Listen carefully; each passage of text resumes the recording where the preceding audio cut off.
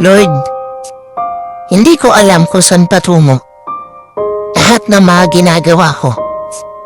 Hindi ko alam kung lahat ba ng desisyon ko ay tama.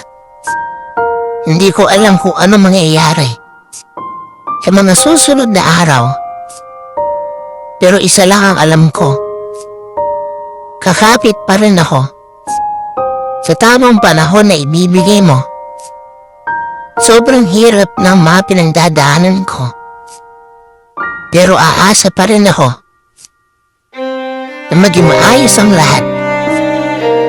Hindi ko alam kung kanino ako lalapit sa mga panahon na parehong pagod ng isip at katawan ko. Kaya bigyan niyo pa sana ako ng lakas ng loob para magpatuloy sa pinagdadaanan ko.